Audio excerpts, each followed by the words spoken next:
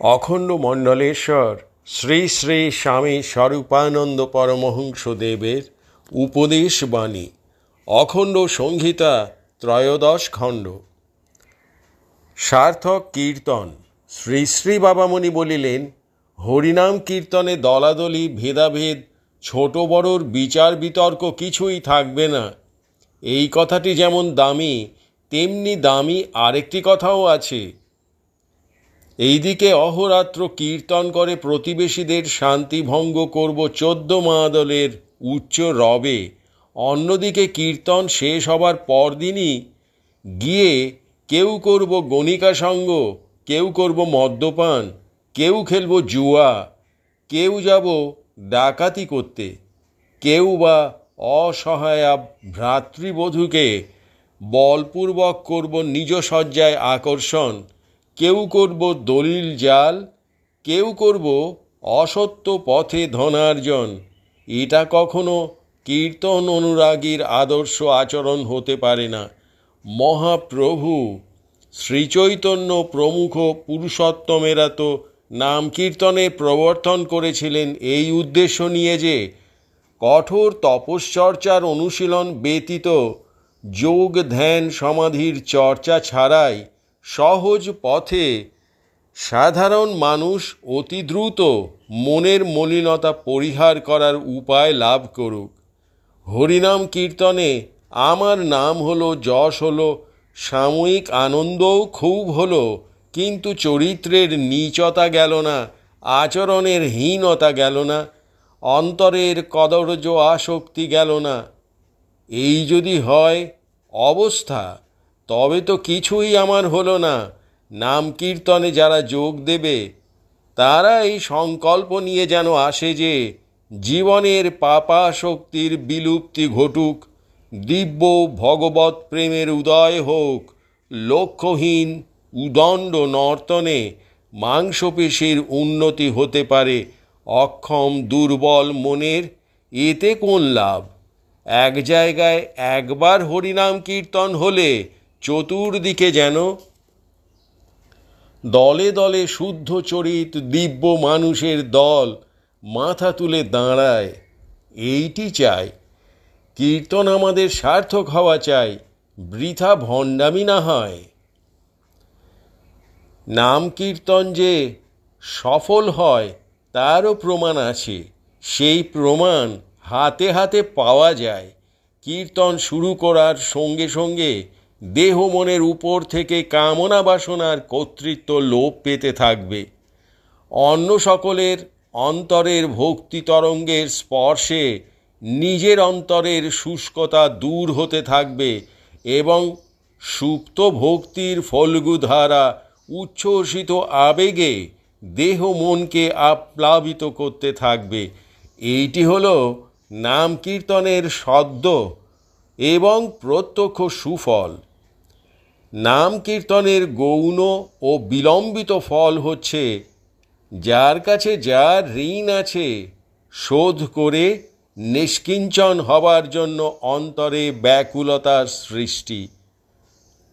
দ্রব্যে দৃষ্টিতে অনুগ্রহে আশীর্বাদে শুভেচ্ছায় ও সহযোগিতায় যে যেখানে যার কাছে সহায়তা পেয়েছি সবটুকুর জন্য ঋণের সুস্পষ্ট বোধ এবং সেই ঋণ শোধ করে দ্রুত ভগবৎ পথে অগ্রসর হয়ে যাওয়ার দুর্বার প্রেরণা নাম কীর্তনের পরোক্ষ সুফল। ফল দিয়েই তো বৃক্ষের হয় পরিচয়। সফল নাম কীর্তন যদি আমরা সর্বত্র করে যেতে পারি তাহলে নিশ্চয়ই জগৎ শুদ্ধতর, পবিত্রতর, সুন্দরতর হবে। অশান্তির খনি বিশ্ব সংসার শান্তির সদানন্দ নিকেতনে পরিণত হবে। পুপুনকি আশ্রম 15 ভাদ্র 1341। রোগের ভান ও রোগের উপেক্ষা। সুকঠোর পরিশ্রমান্তে আশ্রমের অন্তেবাসীদিগকে উপদেশ দেওয়া হইতেছে। শ্রী শ্রী বাবামণি বলিলেন, কতগুলি গুণের সমাবেশ তোমাদের মধ্যে থাকা দরকার। একটি হচ্ছে এই যে অসুখের ভান কখনো করবে না। সত্যি সত্যি গুরুতর অসুখ কিছু হলে সঙ্গে সঙ্গে তা জানানো দরকার এবং প্রতিকারের ব্যবস্থাও অবিলম্বেই আবশ্যক। কিন্তু অসুখ হলো কি একেবারে ভেঙে পড়লে এই রকমের মনোবৃত্তি প্রত্যেকে সযত্নে বর্জন করবে।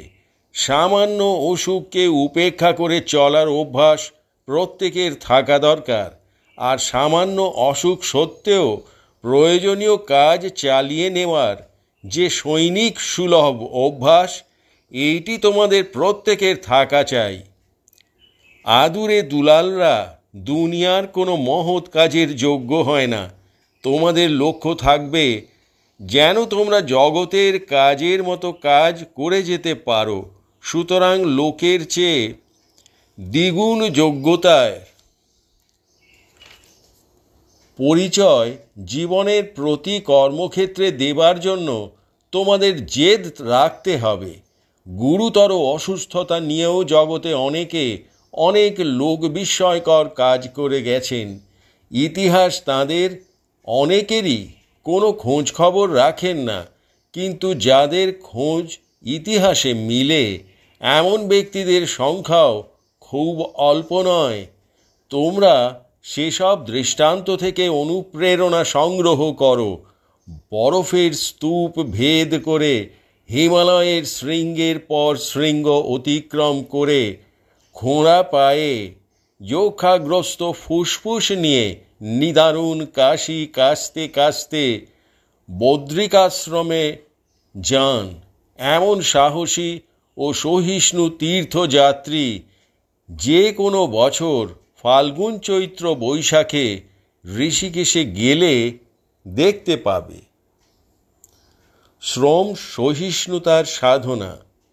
শরীরকে এমন কষ্ট সহিষ্ণু করে গড়ে তোলো যেন 10 কিংবা 15 ক্রোশ পথ পদব্রজে পর্যটন করে গিয়েও ঠেকলে তারপরে পুরা 6 ঘন্টা সময় নিদারুণ শ্রম করতে পারো। অর্থাৎ কাঠ ফাড়তে পারো, মাটি কাটতে পারো, পাথর ভাঙতে পারো, জল সেঁচতে পারো, দড়ি পাকাতে পারো, বোঝা বইতে পারো, লোহা পেটতে পারো। শরীরটার ভিতর সহ্য শক্তির এমন সমাবেশ করো যেন বাইরে থেকে কোনো ব্যক্তি যেন কল্পনায় আনতে না পারে যে বিনা বিশ্রামে এক নাগারে কত শ্রম তুমি করতে সমর্থ। নিজের রান্না, নিজের কাপড় কাচা, নিজের আশ্রয় স্থানটুকু নিজে রচনা করা, এসব কাজে প্রত্যেকে অভ্যস্ত হও। একদিন এমন প্রয়োজন তোমাদের পড়তে পারে যাতে আসমুদ্র হিমাচল পদব্রজে তড়িৎ গতিতে ভ্রমণ করতে হবে এবং সমগ্র দিন ভ্রমণের পরে নিজ হাতে 2খানা রুটি বা লিট্টি তৈরি করে খেয়ে আবার 2-4 ঘন্টা ধর্মকথা প্রচারের জন্য কণ্ঠের শ্রম করতে হবে। হয়তো সবাই এসে তোমার কাছে বসে তোমার প্রাণের কথা শুনবে না। হয়তো শ্রমক্লান্ত শরীর নিয়েই দুয়ারে দুয়ারে হেঁটে তখন যেতে হবে, কিন্তু চিত্ত হবে না চঞ্চল, মন হবে না অস্থির, স্নায়ুমণ্ডলী হবে না অবাধ্য, শক্তি হবে না অবশ। তেমন শ্রম সহিষ্ণুতা তোমাদের চাই। কঠোর শ্রমের পর বিশ্রাম। শ্রী শ্রী বাবামণি বলিলেন, কঠোর শ্রমের পর বিশ্রাম করতে হলে শুয়ে বিশ্রাম করাই ভালো। প্রথমে কতক্ষণ বাম কাতে শুয়ে বিশ্রাম করবে, তারপরে কতক্ষণ পা দুটাকে মাথার ওপর তুলে ধরে বিশ্রাম করবে।